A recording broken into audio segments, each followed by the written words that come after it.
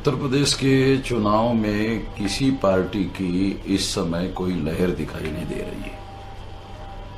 आमतौर पर चुनाव जीतने का एक हथकंडा लहर भी होता है और लहर को मीडिया के माध्यम से बनाया जाता है, मगर इस वक्त उत्तर प्रदेश के चुनाव में किसी प्रकार की किसी भी पार्टी की कोई लहर दिख नहीं रही है।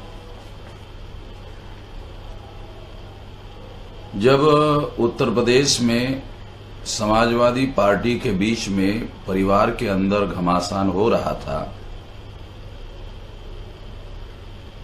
उस समय की परिस्थिति में बहुजन समाज पार्टी की तरफ मुस्लिम वोटर्स लोगों का झुकाव ज्यादा था और फील्ड में घूमते घूमते जब हम घूमते थे तो यह बात खास तौर पर मुस्लिम लोगों के बीच में दिखाई देती थी और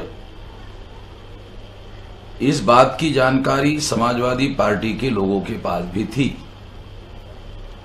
इस आधार पर समाजवादी पार्टी ने मुसलमानों के रुझान को, जो बहुजन समाज पार्टी की तरफ झुक रहा था, उसको अपने तरफ झुकाने के लिए उन्होंने कांग्रेस के साथ गठबंधन किया। कांग्रेस के साथ गठबंधन होने के बाद मुसलमानों का एकाएक रुझान जो है वो कांग्रेस और समाजवादी पार्टी के गठबंधन की तरफ होने लगा।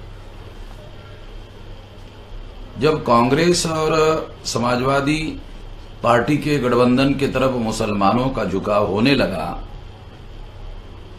तो भारतीय जनता पार्टी को परेशानी होने लगी। जब भारतीय जनता पार्टी को परेशानी होने लगी कि इससे मुसलमानों का ध्रुवीकरण समाजवादी और कांग्रेस के बीच में होगा तो बीजेपी चुनाव नहीं जीत सकती। बीजेपी के लोगों ने ऐसा सोचा और सोचने के बाद में फिर उन्होंने प्लान बनाया और प्लान बनाकर उनके समर्थक कुछ मुस्लिम लोग थे, उनके समर्थक मुस्लिम लोगों के माध्यम से उन्होंने धड़ाधड़ जो है बयानबाजी करवाना शुरू कर दिया कि हमारा समर्थन बहुजन समाज पार्टी को है। जब उन्होंने धड़ाधड़ ऐसे बयानबाजी करना शुरू कर दिया तो इसके पीछे हम लोगों को ऐसा लगा कि इसके पीछे भारतीय जनता पार्टी की एक सोच है कि ऐसा करने से मुसलमानों के वोटों का विभाजन कांग्रेस, समाजवादी और बहुजन समाज पार्टी के बीच में हो जाएगा। यदि मुसलमानों का विभाजन उत्तर प्रदेश के चुनाव में विभाजित हो गया तो भारतीय जनता पार्टी चुनाव जीत सकती है, ऐसा हमें लगा। और ऐसा लगने की वजह से हम लोगों ने भारत मुक्ति मोर्चा के द्वारा और मौलाना सज्जाद नोमानी साहब के द्वारा मिलकर इस बदले हुए हालात पर विचार विमर्श किया और विचार विमर्श करने के बाद में हम लोग इस नतीजे पर पहुंचे कि इससे बीजेपी को फायदा होगा, बीजेपी चुनाव जीत सकती है। उसको रोकने के लिए हम लोगों ने प्लान बनाया कि जहां पर जो कैंडिडेट बीजेपी को हरवा सकता है ऐसे कैंडिडेट को 253 सीटों पर समर्थन देने के बारे में हमारी मौलाना सज्जाद नोमानी साहब के साथ सहमति हुई और इस सहमति के अंतर्गत हमने चरण वाइज बीजेपी को हरवाने वाले कैंडिडेट को वोट देने के लिए ज्वाइंट स्टेटमेंट और कैंडिडेट के नाम के साथ इरिस्पेक्टिव ऑफ पार्टी छोड़कर क्योंकि पार्टियों ने बीजेपी को हरवाने के लिए जो महागठबंधन बिहार में बना था, ऐसा गठबंधन उनको करना चाहिए था। ऐसा गठबंधन उन्होंने नहीं किया। ऐसा गठबंधन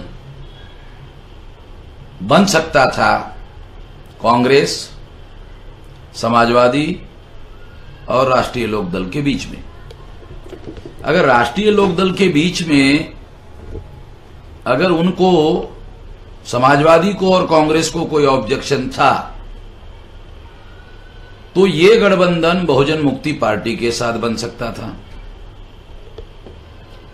और इससे महागठबंधन हो सकता था और इससे 90% मुसलमानों के वोटों का ध्रुवीकरण बीजेपी को हरवाने के लिए हो सकता था। ये महागठबंधन बनाने का काम पार्टी के लोगों ने नहीं किया, इसलिए हम लोगों ने ये प्लान बनाया कि अब वोटर्स को पहल करके ये गठबंधन करना चाहिए। इसलिए इरिस्पेक्टिव ऑफ पार्टी छोड़कर हमने ये सोच बनाया कि जो कैंडिडेट बीजेपी को हरवा सकता है उसको वोट दिया जाना चाहिए, जिससे ये साध्य हो सके कि बीजेपी को हरवाया जाए। इस बात को ध्यान में रखते हुए हमने और मौलाना नोमानी साहब ने ज्वाइंट स्टेटमेंट 253 सीटों पर देने का प्लान बनाया कि जो जीता, जो बीजेपी को हरवा सकता है उस कैंडिडेट को वोट दिया जाए ताकि बीजेपी को हरवाया जाए। इसमें खास तौर पर मैंने भारत मुक्ति मोर्चा की तरफ ये ध्यान रखा कि 150 सीटों पर हमारा समर्थन बहुजन मुक्ति पार्टी को ही रहेगा,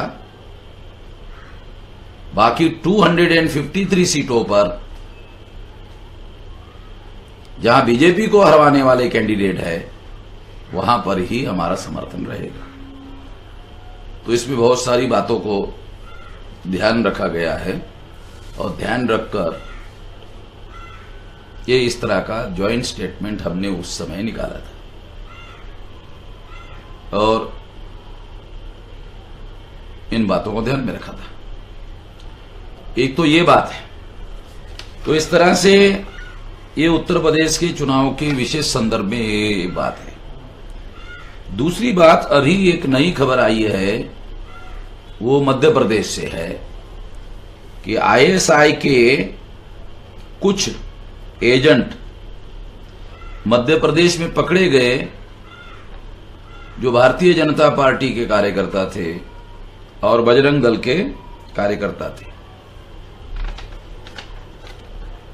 उनको पकड़ा गया। तो जो भारतीय जनता पार्टी राष्ट्रवाद की बात करती है, उनके अंदर ये एजेंट,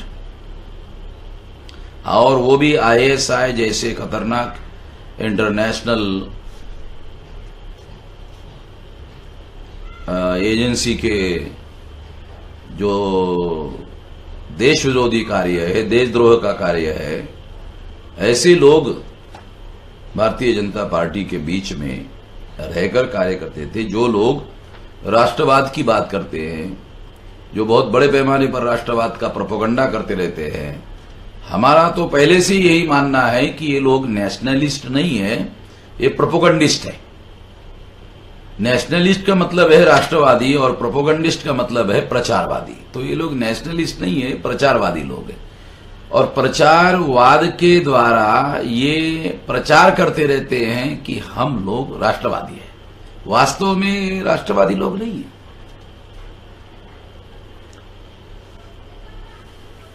महाराष्ट्र में महानगर पालिका में चुनाव हो रहे हैं, जिला पंचायत में चुनाव हो रहे हैं, तालुका पंचायत में चुनाव हो रहे हैं और इसमें खास तौर पर बॉम्बे की जो महानगर पालिका है, जिस महानगर पालिका का बजट लगभग 36,000 करोड़ का है और भारत में इतनी बड़ी महानगर पालिका कोई नहीं है जिसका बजट इतना सारा हो। नॉर्थ ईस्ट रीजन में जो बहुत सारे स्टेट है, वो सारे स्टेट का मिलाकर इतना बजट नहीं होता है जितना अकेले बॉम्बे कारपोरेशन का बजट है। तो इसलिए बॉम्बे कारपोरेशन का, बॉम्बे महानगर पालिका का या बॉम्बे महानगर निगम का जो चुनाव है वो एक प्रकार से एक स्टेट का ही चुनाव जैसा चुनाव होता है। इसलिए उसका एक इंपॉर्टेंस होता है और उस पर लगभग कई सालों से शिवसेना का कब्जा है। अभी राज्य पर भारतीय जनता पार्टी का कब्जा हो गया है। भारतीय जनता पार्टी महाराष्ट्र में बहुत ज्यादा पॉपुलर है, इस वजह से उनकी ज्यादा सीटें चुनकर आई, ये बात मैं मानने के लिए राजी नहीं हूं। बल्कि मेरा ये मानना है कि ईवीएम में घोटाला करने की वजह से महाराष्ट्र में बीजेपी का कब्जा हुआ। अब बीजेपी का स्टेट पर कब्जा होने के बाद में बीजेपी ऐसा सोचती है कि बॉम्बे कारपोरेशन पर भी हमारा ही कब्जा हो। इस वजह से शिवसेना और बीजेपी के बीच में बहुत बड़ा टकराव चल रहा है, ऐसा ओवरऑल दिखाई दे रहा है। मगर मेरा इसके बारे में कुछ और मानना है। वो मानना ये है कि शिवसेना चाहे तो सरकार से अपने मंत्री विड्रॉ कर सकती थी, मगर शिवसेना ने ऐसा नहीं किया। इसका मतलब यह है कि शिवसेना बीजेपी के विरोध में जो उग्र स्टैंड ले रही है, उसके पीछे नोटबंदी से बॉम्बे के जो लोग पढ़े लिखे लोग हैं, बॉम्बे महानगर में रहने वाले लोग हैं, और उनको बहुत ज्यादा तकलीफ हुई है नोटबंदी की वजह से, तो लोग बीजेपी के विरोध में है। तो बीजेपी के विरोध में होने की वजह से शिवसेना ऐसा सोचती है कि यदि हम लोग ज्यादा उग्र स्टैंड बीजेपी के विरोध में लेते हैं तो बॉम्बे के लोग शिवसेना के समर्थन में खड़े हो जाएंगे और शिवसेना को दोबारा पूरा बहुमत मिलेगा। दोबारा पूरा बहुमत मिलने के बाद ये विवाद अपने आप खत्म हो जाएगा। ये लोगों को और वोटरों को चुनाव तक बेवकूफ बनाने का कार्यक्रम है, ऐसी मेरी राय बनी है। पवार साहब ने जो स्टेटमेंट दिया वो शिवसेना का यह दांवपेच है। शिवसेना विड्रॉ करने वाली नहीं है, शिवसेना सरकार में ही रहने वाली है। इस बात को एक्सपोज करने के लिए शरद पवार ने ये स्टेटमेंट दिया है, जिसमें वो कहते हैं कि मैं गवर्नर को लिखकर देने के लिए तैयार हूं और कि मैं बीजेपी का समर्थन नहीं करूंगा।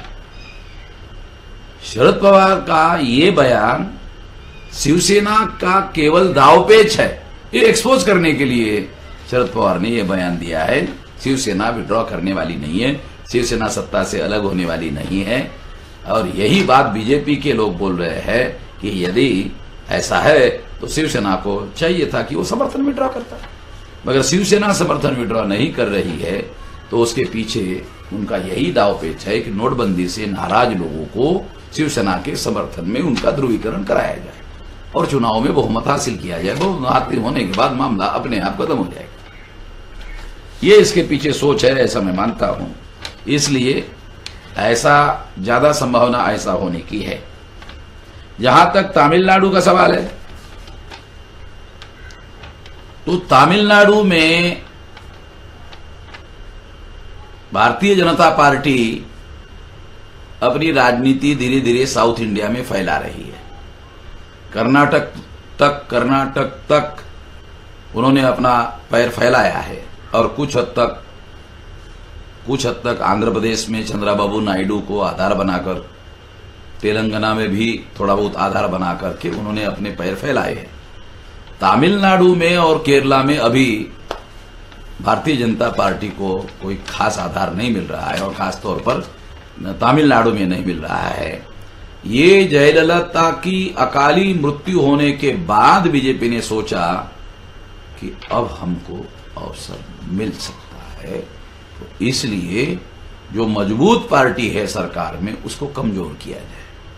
कमजोर करने के लिए उन्होंने थोड़ा सा लिंगर ऑन किया और उसकी वजह से कुछ मेंबर पार्लियामेंट पनीर सेल्वन की तरफ गए और आशा थी बीजेपी को कि कुछ और एमएलए छिटक कर चले जाएंगे। मगर अभी विधानसभा में आज वो चर्चा और बहुमत का मामला था। अभी मुझे इसके बारे में कोई खबर मिली नहीं है कि एक्चुअली हुआ क्या है, तो उसके बाद ये कहा जा सकता है। मगर इस परिस्थिति का भारतीय जनता पार्टी ने भारतीय जनता पार्टी को तमिलनाडु में ज्यादा विस्तारित किया जाए, इस रणनीति के तहत उसका इस्तेमाल करने की कोशिश की, ये कहा जा सकता है। इससे अलावा और कुछ कहने की जरूरत नहीं।